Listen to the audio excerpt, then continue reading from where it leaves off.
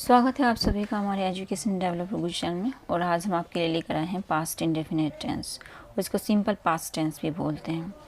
इससे पहले भी हम एक वीडियो बना चुके हैं जिसमें हमने आपको ये बताया कि ये जो पास्ट इंडेफिनिट टेंस है इसका यूज़ कहाँ पर होता है और इसकी आइडेंटिफिकेशन के बारे में बताया है।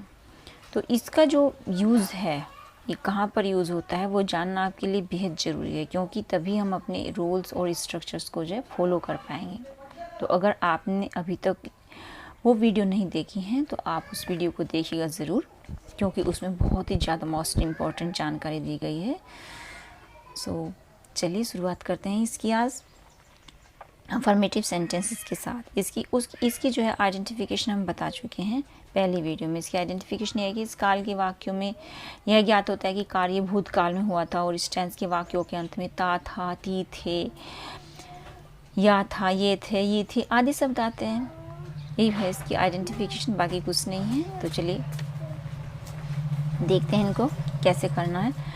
अफर्मेटिव सेंटेंसेस देखिएगा ज़रा कि ये सेंटेंसेस वो सेंटेंसेस होते हैं जिनमें न तो कोई निगेटिव वर्ड आता है और न ही कोई क्वेश्चन वर्ड। यानी कि इन सेंटेंसेस में न तो किसी निगेटिव वर्ड का यूज़ होता है और न ही किसी क्वेश्चन वर्ड का।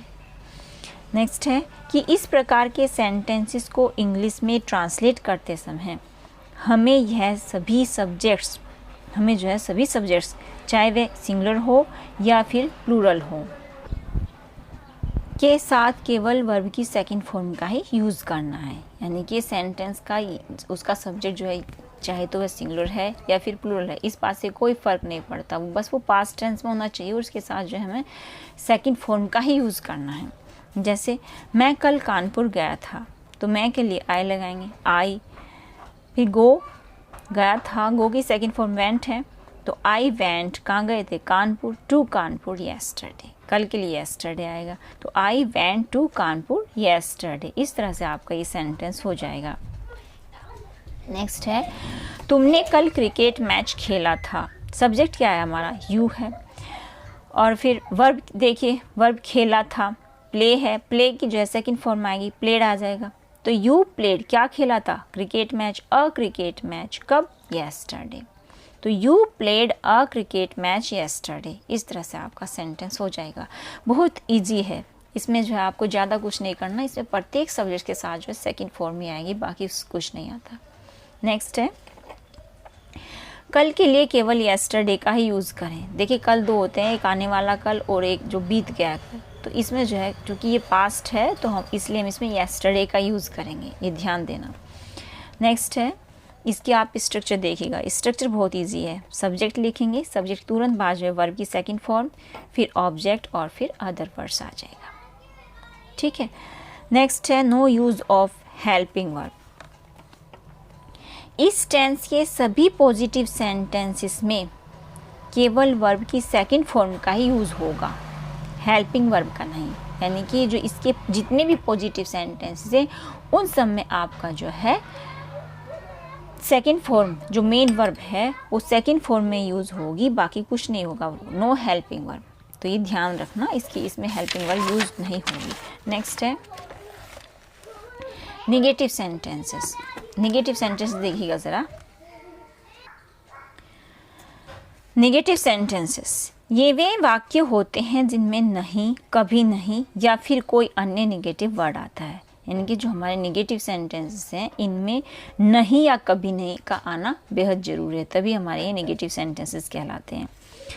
अब देखिएगा ज़रा कि यूज़ ऑफ हेल्पिंग वर्ब, इनमें जो है हेल्पिंग वर्ब का यूज़ होता है, जबकि पॉजिटिव में हेल्पिंग वर्ब का यूज़ नहीं होता। इन वाक्यों में अगर नहीं शब्द आए तो इनमें हेल्पिंग वर्ब कौन सी हमारे इसमें डिड है, डिड प्लस नोट का यूज़ प्रत्येक सब्जेक्ट के साथ करते हैं और मेन वर्ब की केवल फर्स्ट फॉर्म का ही यूज़ करते हैं। देखिएगा ज़रा जो हमारे अफर्मेटिव थे उनमें हम सेकंड फॉर्म का यूज़ करते हैं और हेल्पिंग वर्ब नहीं लगाते, लेकिन इसमें जो है हम हेल्पिंग वर्ब का यूज़ करते हैं और हेल्पिंग वर्ब के साथ नोट का यूज़ करते हैं और मेन वर्ब की जो है हम क्या लगाते हैं, फर्स्ट फॉर्म। ये ध्यान देने वाली बात है।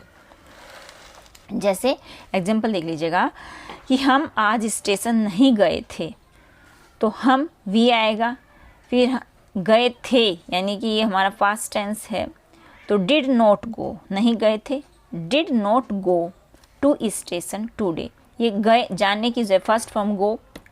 अगर हम आज स्टेशन गए थे तो we went to station today आ जाएगा, लेकिन हमें जो है इसे निगेटिव में बनाना है, तो निगेटिव में जो फर्स्ट फॉर्म आएगी, डिड नॉट आएगा और फर्स्ट फॉर्म आएगी, ठीक है। तो we did not go to station today, इस तरह से आपका ये सेंटेंस हो जाएगा। नेक्स्ट है, आज सूर्य नहीं निकला था, तो the sun did not rise today, आज सूर्य नहीं निकला था, निकलने की जो राइज है, राइज रोज राइजन, तो ये हमारी फर्स्ट फॉर्म आएगी इसमें, तो ठीक है, the sun did not rise today. इसकी स्ट्रक्चर देख लीजिएगा आप, स्ट्रक्चर है सब्जेक्ट लिखेंगे पहले, फिर डिड नॉट लगाएंगे, डिड नॉट के साथ वर्ब की फर्स्ट फॉर्म का यूज़ होगा, फिर ऑब्जेक्ट आएगा और फिर अदर वर्ड्स आएंगे। अब देखिएगा ज़रा नेवर, इस टेंस के वाक्यों में यदि कभी नहीं शब्द आए, यानी कि इस टेंस के वाक्यों में यदि कभी नहीं शब्द आए तो उसके लिए नेवर का यूज़ कीजिए, यानी कि नेवर का अर्थ होता है कभी नहीं, तो वाक्य में जब कभी नहीं आएगा तो नेवर लिखेंगे, लेकिन नेवर के साथ केवल वर्ब की सेकंड फॉर्म का ही यूज़ करेंगे, यानी कि जो हम इसमें रूल फॉलो करेंगे वो रूल हम अफर्मेटिव का करेंगे, इसमें डिड नॉट नहीं लगाएंगे, इसमें हम जो है नेवर के साथ सेकंड फॉर्म का यूज़ करेंगे। इसके साथ हेल्पिंग वर्ब डिड का यूज़ नहीं होता, जैसे मैंने कभी कोई वस्तु नहीं चुराई, मैंने की क्या है आई, फिर क्या है कभी नहीं है इसमें, देखिए यहाँ पर कभी और यहाँ पर नहीं, तो कभी नहीं चुराई तो नेवर, चुराने की क्या है स्टील स्टोल, स्टोलन ये सेकंड फॉर्म में स्टॉल स्टील की, तो आई नेवर स्टोल एनीथिंग, मैंने कभी कोई वस्तु नहीं चुराई। इस तरह से आपका ये सेंटेंस हो जाएगा, बस ध्यान रखना है आपको कि कहाँ क्या यूज़ करना है। नेक्स्ट है, प्रत्येक सब्जेक्ट के साथ इसी नियम का यूज़ करें, यानी कि अगर हमारा सब्जेक्ट सिंगुलर है तब भी और प्लूरल है तो भी क्या होगा, हमारा सेकंड फॉर्म आएगी नेवर के साथ। स्ट्रक्चर देख लीजिएगा कि subject plus never plus verb की सेकंड फॉर्म प्लस ऑब्जेक्ट और प्लस अदर वर्ड्स, इस तरह से आपकी जो है ये स्ट्रक्चर हो जाएगी।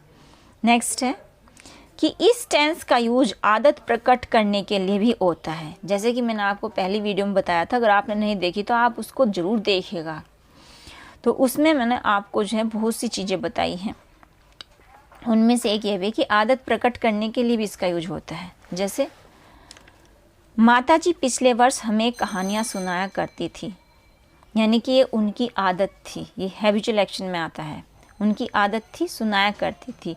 तो mother use to tell us stories last year, आदत प्रकट करने के लिए जो यूज्ड का यूज होगा और यूज्ड के साथ हम जो टेल फर्स्ट फॉर्म का यूज़ करेंगे, तो mother use to tell us stories last year, इस तरह से होगा। लेकिन यूज टू टेल के स्थान पर हम वुड टेल का भी यूज़ कर सकते हैं, वुड टेल का भी यूज़ कर सकते हैं, लेकिन वुड टेल के लिए भी देखिएगा ज़रा कि अगर वाक्य में कभी कभी शब्द आया हो तो, या जैसे कि माताजी पिछले वर्ष हमें कभी कभी कहानियाँ सुनाया करती थी, इस तरह का है ये।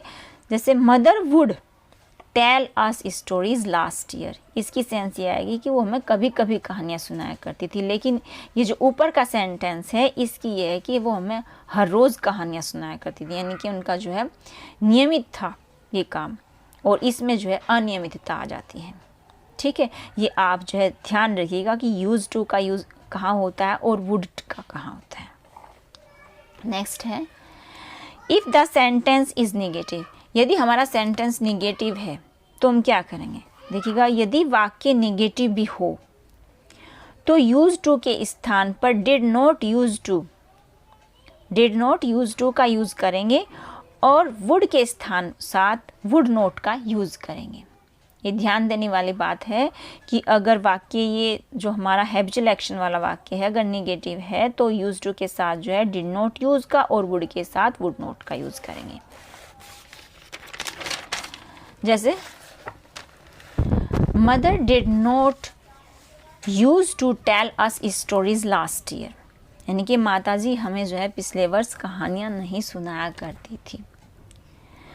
नेक्स्ट है, mother would not use to tell us stories last year. माताजी पिछले वर्ष हमें कभी कभी भी कहानियाँ नहीं सुनाया करती थी। इस तरह से इन दोनों वाक्यों की जो है ये सेंस हो जाएगी। That's all for now and thanks for watching this video. If you like my video please like share and subscribe.